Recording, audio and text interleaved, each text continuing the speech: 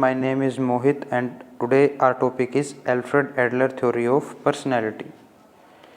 सबसे पहले हमको क्या करना है कि पर्सनैलिटी की बेसिक डेफिनेशन लिखनी है। आप कोई भी बेसिक डेफिनेशन लिख सकते हो जो भी आपको इजी लगे। मैंने यहाँ पर 2 डेफिनेशन लिख रखी है, फर्स्ट जो कैटल ने दी थी, सेकंड जो बैरन ने दी थी। अकॉर्डिंग टू कैटल क्या है पर्सनैलिटी, क्या है कि personality is that which permits A prediction of what a person will do in a given situation. Cattle क्या बोलते हैं कि पर्सनैलिटी को हम कैसे समझ सकते हैं कि ये अपने को अलाउ करती है किसी पर्सन के बिहेवियर को प्रिडिक्ट करने में कि ये पर्सन किसी पर्टिकुलर सिचुएशन में कैसे बिहेव करेगा। और बैरन क्या बोलते हैं कि personality is generally defined as individuals unique and relatively stable patterns of thoughts behaviour and action. और बैरन क्या बोलते हैं कि पर्सनैलिटी एक unique and stable pattern of thoughts है, सबके अलग अलग होते हैं, सबका अलग बिहेवियर होता है, आपका अलग है, मेरा अलग है। एल्फ्रेड एडलर की थ्योरी पर आते हैं हम यहाँ पे। इसने बेसिक कॉन्सेप्ट्स के ऊपर फोकस किया, जैसे कि organ inferiority and compensation, feeling of inferiority, starving for superiority, fictional goals and lifestyles, social interest, mistaken lifestyle, creative life, self safeguarding strategies, birth order. हम इन सब के बारे में एक एक करके अच्छे से अंडरस्टैंड करेंगे आगे जाके। सबसे पहले हमको क्या करना है कि एल्फ्रेड एडलर की थ्योरी की बेसिक बातें लिखनी है। जैसे कि एल्फ्रेड एडलर थ्योरी को इंडिविजुअल साइकोलॉजी भी बोला जाता है। ये क्वेश्चन आ भी सकता है एमसीक्यू बेस्ड में, जैसे कि इंडिविजुअल साइकोलॉजी किसने दी थी, तो इसका आंसर है Alfred Adler. His basic assumption is that human behavior is purposeful and goal directed. Alfred क्या बोलते हैं कि जो ह्यूमन बिहेवियर होता है वो पर्पजफुल होता है और गोल डायरेक्टेड होता है। Each one of us has the capacity to choose and create. हम सबके पास कैपेसिटी है कि अपने लिए चूज़ की करें और क्रिएट करें। Our personal goals are the sources of our motivation.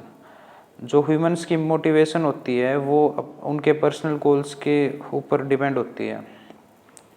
The goals that provide us with security and help us in overcoming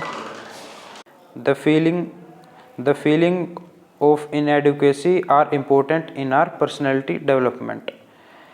एडलर्स view every individual suffer from feeling of inadequacy and guilt in which is inferiority complex, जो कि बचपन से start हो जाता है अपने आना। Overcoming this complex is essential for optimal personality development. जो इन्फीरियरिटी कॉम्प्लेक्स होता है, अगर इसको जल्दी से ओवरकम नहीं किया तो ये आगे जाके परेशानी कर सकता है। Adler's theory is related to humanism. Humanism मतलब जैसे कि focus on positive relations among humans, और एग्जिस्टेंशियलिज्म जैसे कि meaning of life, future orientation, free will etcetera. हम अपने बेसिक कॉन्सेप्ट्स पे आते हैं अभी। जैसे कि फर्स्ट था organ inferiority and compensation and over compensation. Organ inferiority को बायोलॉजिकल इन्फीरियरिटी भी बोला जा सकता है, ये इसका दूसरा नाम है। ऑर्गन इन्फीरियरिटी में बेसिक क्या है कि ये एल्फ्रेड एडलर ने ये टर्म कोइन की थी, और वो क्या बोलते हैं कि This term is used to describe how people found themselves born with certain physical defects develop feelings of inferiority. Alfred Adler क्या बोलते हैं कि कई लोग होते हैं जो स्टार्टिंग से ही फिजिकल डिफेक्ट्स होते हैं जिनके अंदर, वो एडलर स्टडी करते हैं कि वो इन्फीरियरिटी की फीलिंग कैसे अपने अंदर अराइज करते हैं and start taking actions to compensate for their weakness.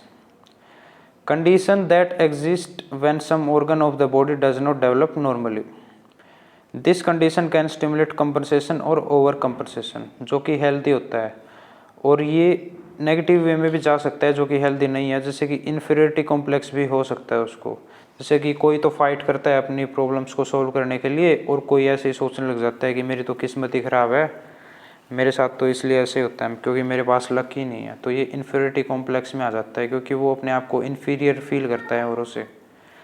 According to Alfred Adler, a feeling of inferiority may be brought about upbringing as a child, for example being consistently compared unfavourably to a sibling. ये जो feeling of inferiority होती है वो ऐसे ही नहीं आती, वो अपनी परवरिश पर भी डिपेंड करती है। जैसे कि एक चाइल्ड को बोला जाए कि इसको देख, इस कंपेरिजन करने लग जाते हैं कि इसके लड़के को देख, शर्मा जी के लड़के को देख, तो ये एक बच्चे की मेंटल हेल्थ पे बहुत ज़्यादा नेगेटिव इफेक्ट डालता है। इसके अंदर ये दो टर्म्स आती हैं, एक तो होती है कंपनसेशन और एक होती है ओवर कंपनसेशन। दोनों एक दूसरे से मिलती जुलती है, थोड़ा सा बेसिक सा डिफरेंस है, अगर समझ गए तो सही हो जाएगा।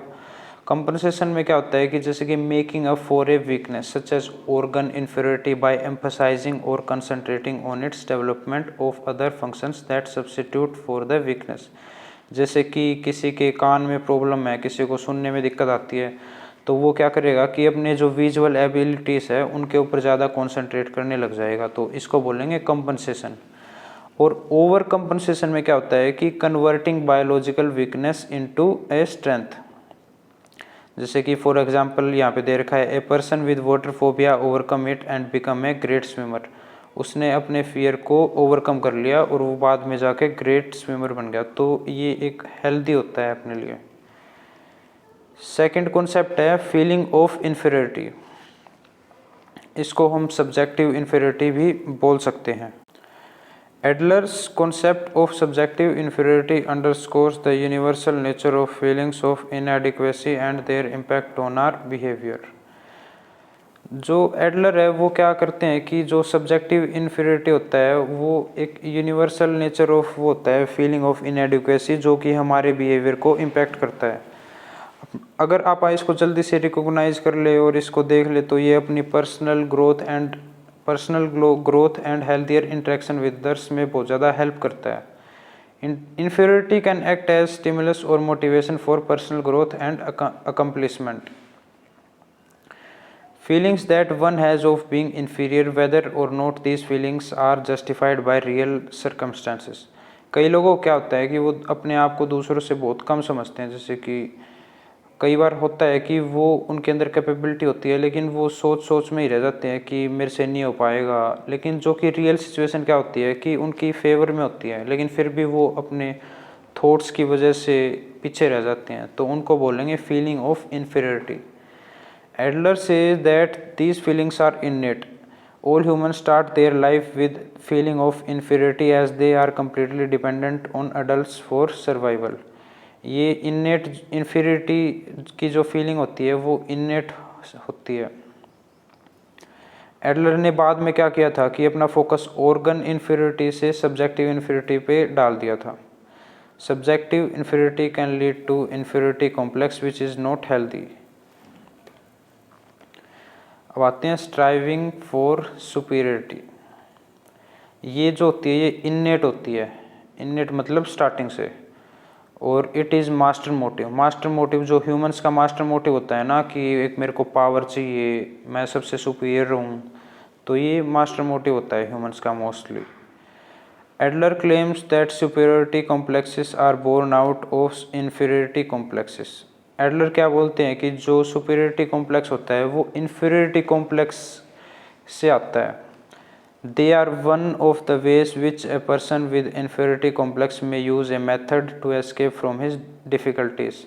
जिन लोगों में इन्फीरियरिटी कॉम्प्लेक्स होता है वो इस मेथड को यूज़ करते हैं अपनी डिफ़िकल्टीज से बाहर आने के लिए।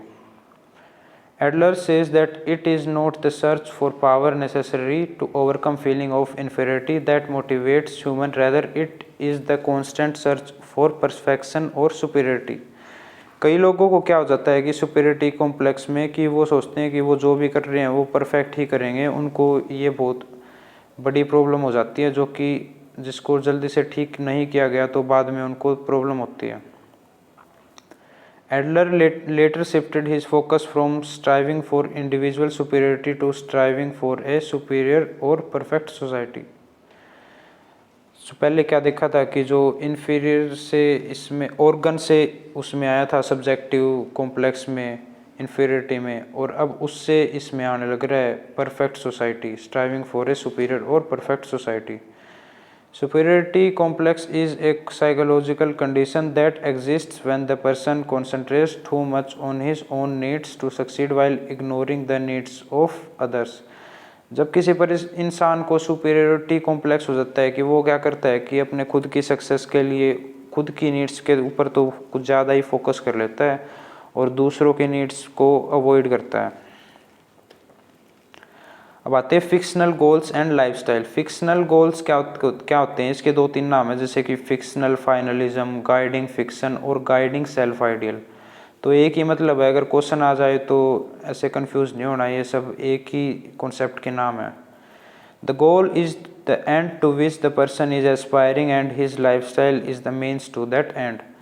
कई बार क्या होता है कि आप सोचते हैं कि आप पढ़ रहे हैं, आप कुछ भी कर रहे हैं, मेहनत कर रहे हैं, और आप अपने दिमाग में एक वो परसेप्शन लेके चलते हैं कि आप ये सब करेंगे तो आप ऐसे बन जाएंगे, अपना लाइफस्टाइल ऐसा होगा। तो वो अपने जो गोल्स होते हैं ना, उन्हीं को फिक्शनल गोल्स बोलते हैं, जो कि आप अपने माइंड में क्रिएट करते हैं आज की प्रॉब्लम्स को टैकल करने में, और आप उनको एज ए मोटिवेशन भी परसीव करते हैं। According to Adler, lifestyle refers to an individual's unique way of striving for superiority. Lifestyle is the primary means by which one attempts to attain his self-created or fictional goals in life. So basically जो humans होते हैं वो lifestyle को use करते हैं अपने fictional goals को achieve करने के लिए। अब आते हैं सोशल इंटरेस्ट पर। सोशल इंटरेस्ट क्या कहा जाता है कि जो ह्यूमंस होते हैं वो सोशल एनिमल्स होते हैं। ह्यूमंस कभी भी अकेले नहीं रह सकते। मोस्टली क्या होता है कि अकेले रहने का मन तो करता है, लेकिन कुछ टाइम के बाद ऐसी फीलिंग आ जाती है कि किसी से तो बात करनी है। अगर कोई इंसान नहीं मिल रहा तो अपने किसी पेट से बात करने लग जाते हैं। तो ह्यूमंस सोशल एनिमल्स होते हैं, उनको कोई ना कोई तो चाहिए जिनके सामने वो अपनी फीलिंग्स को एक्सप्रेस कर सके।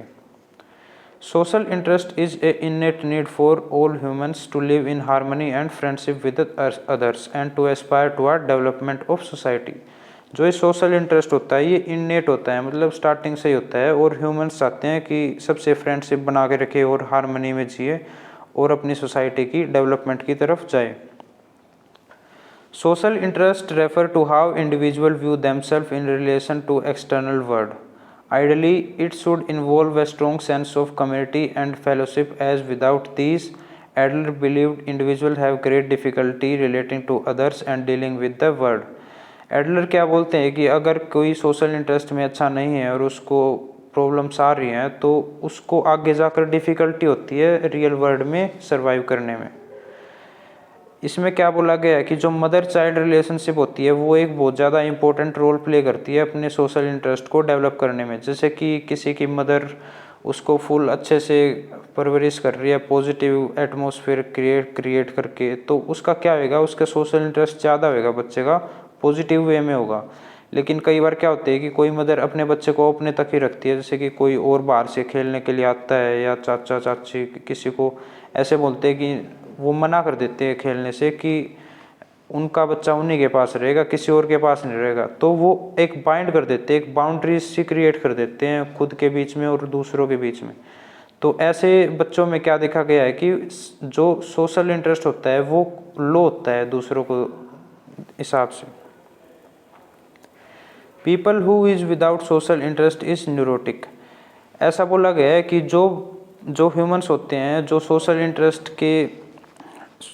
इंटरेस्ट के अगेंस्ट होते हैं उनको न्यूरोटिक बोलते हैं। न्यूरोटिक मतलब generally they don't understand difference between fiction and reality. Adler says that neurotic people are self centred and they use safeguarding strategies. इसके बारे में हम आगे डिस्कस करेंगे कि जो न्यूरोटिक पीपल्स होते हैं वो सेफ गार्डिंग स्ट्रेटजीज यूज़ करते हैं। Mistaken lifestyle. मिस्टेकन लाइफस्टाइल क्या होता है कि mistaken lifestyle is any type of lifestyle which minimises social interest and it is not aimed at socially useful goals. Mistaken lifestyle, इसमें एडल्ट क्या बोलते हैं कि जो भी लाइफस्टाइल होता है वो सोशली यूजफुल वेज में यूज़ नहीं हो रहा, जो जिसका सोशल इंटरेस्ट नहीं है उसको बोलते हैं मिस्टेकन लाइफस्टाइल। यहाँ पे कुछ 4 टाइप दिए गए हैं, जो ruling dominant type, getting leaning type, avoiding type और सोशली यूजफुल टाइप। इनके मीनिंग अलग अलग हैं, यहाँ पे लिख रखे हैं। जैसे कि जो रूलिंग डोमिनेंट टाइप होता है वो क्या करते हैं, attempts to dominate and rule. कई बंदे आपने देखे होंगे जो बिल्कुल ही डोमिनेट करने की कोशिश करते हैं और रूल करने की कोशिश करते हैं कि वो ही है और कोई तो कुछ नहीं है उनके सामने। तो उनका लाइफस्टाइल क्या होता है, फॉल्टी होता है। और कई बंदे होते हैं जो बोलते हैं कि दूसरों से एक्सपेक्ट करेंगे, जैसे कि expect everything from others and gets everything he can from them. जो अपना काम चला लेते हैं और दूसरों दूसरों के ऊपर इतना फोकस नहीं करते लेकिन खुद का काम कर लेते हैं, उनको बोलते हैं गेटिंग लीनिंग टाइप। इस लाइफस्टाइल को भी हम फॉल्टी बोलेंगे। तीसरा टाइप है अवॉइडिंग टाइप। अवॉइडिंग टाइप में इसके फीचर्स क्या है कि avoid failures by never attempting anything, thus succeeds in life by avoiding problems. कई पर्सन्स आपने देखे होंगे अपनी लाइफ में जो कि फेलियर के डर से अटेम्प्ट ही नहीं करते, ट्राई ही नहीं करते। वो सोचते हैं कि अगर मैंने ट्राई किया तो वो फेल हो गए तो ये हो जाएगा वो हो जाएगा, तो उसको बोलते हैं फॉल्टी लाइफस्टाइल। और जो लास्ट टाइप है वो है सोशली यूजफुल टाइप। ये टाइप के जो बंदे होते हैं उनका लाइफस्टाइल परफेक्ट होता है अकॉर्डिंग टू एडलर।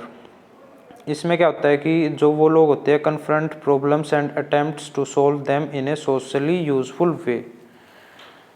वो प्रॉब्लम्स को टैकल भी करते हैं, ट्राई भी करते हैं उनको सोल्यूशन करने का, और वो भी सोशली यूजफुल वे में। अब आते हैं creative self. Creative self according to Adler is free element of personality. Adler says that it is unique quality of creative power that everyone has his unique different personality। आपने देखा ही होगा कि सबकी personality अलग अलग टाइप की होती है, सबकी पर्सनैलिटी यूनिक है। According to Adler, heredity and environment provides a person only the brick which he uses in his own creative way in building up his attitude towards life। So Adler क्या बोलते हैं कि heredity and environment होते हैं, वो एक brick कह सकते हैं उनको एज ए एग्जाम्पल। अब ये अपने ऊपर है कि आप उस ब्रिक को किस क्रिएटिव वे में यूज़ करेंगे अपने एटीट्यूड, अपने लाइफ के टुवार्ड अपना जो एटीट्यूड होता है उसको बिल्डअप करने में। It is his individual way using this bricks, और in other words it is his attitude toward life which determines his relationship to the outside world. अब आते हैं सेफ गार्डिंग स्ट्रेटजीज पे, जो कि हम पहले बात कर रहे थे कि जो न्यूरोटिक पर्सन ही यूज़ करते हैं ऐसी स्ट्रेटजीज़ को। It is the mechanism used by neurotic to preserve his little self and illusion of superiority which he has constructed through a mistaken lifestyle. जो न्यूरोटिक पर्सन होते हैं वो अपने मिस्टेकन लाइफस्टाइल को कंस्ट्रक्ट करके एक इल्यूजन में रहने लग जाते हैं कि वो ही सुपीरियर है औरों से, और वो अपनी जो उनकी जो छोटी सी सेल्फ एस्टीम होती है वो उनको इन स्ट्रेटजीज़ को यूज़ करके उनको सर्वाइव करते हैं। हाँ, आप इनको जो फ्रूइड की जो थ्योरीज है ना ईगो डिफेंस मैकेनिज्म में स्ट्रेटजीज, आप उनसे कंपेयर कर सकते हैं, वो भी थोड़ी थोड़ी सिमिलर ही है इसके। These are only used by neurotic people and can be operated at conscious and unconscious level. तो यहाँ पे 3 टेक्निक्स दे रखी हैं स्ट्रेटजीज जो कि सेफ गार्डिंग के अंदर आती है। फर्स्ट है एक्सक्यूजेस। एक्सक्यूज़ का मतलब आपको पता ही होगा कि उनको क्या होता है कि अटेंशन गेन करने के लिए एक्सक्यूज़ देते रहते हैं, रैशनलाइज करते रहते हैं जो उनका गलत बिहेवियर होता है ना, कि मैंने तो ऐसा इसलिए किया क्योंकि वो था ये था। एक्सक्यूजेस देते रहते हैं अपने भी जो गलत बिहेवियर है उसको जस्टिफाई करने के लिए।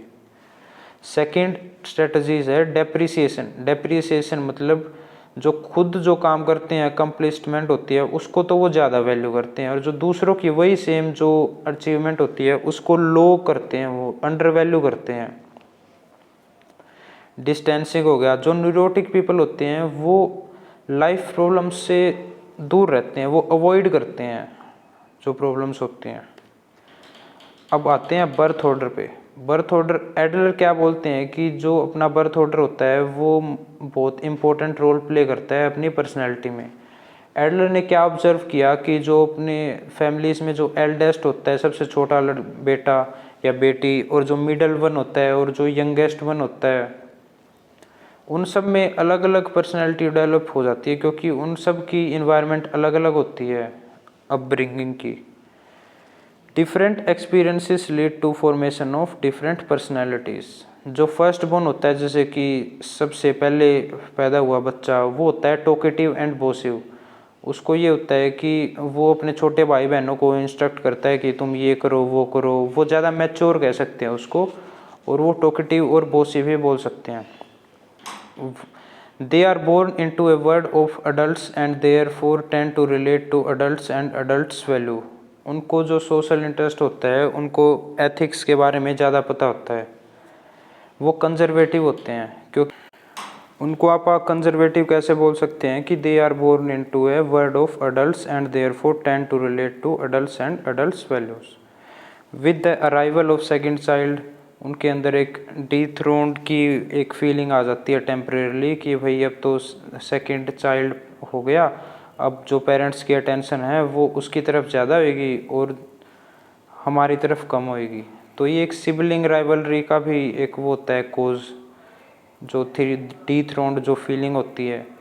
अब आते हैं मिडल बोन। मिडल बोन क्या होते हैं कि वो एम्बिशियस होते हैं क्योंकि वो constantly attempt to compete with the eldest child, वो कम्पीट करते रहते हैं। They can grow up having difficulty feeling a sense of belonging since they don't have the special place of being the oldest or youngest. They are also observer and mediator, interested in what is going on between the sibling and willing to mediate when a conflict occur. जो middle bone होते हैं उनको एक हमेशा से ही ये एक conflict रहती है कि वो बड़े हैं या छोटे हैं, क्योंकि वो बीच में रह जाते हैं। वो उनमें ये देखा गया है कि वो एक अच्छे ऑब्जर्वर हैं और अच्छे मीडिएटर हैं। वो अच्छे से जो प्रॉब्लम्स होती हैं उनको बीच में आके सुधार सकते हैं।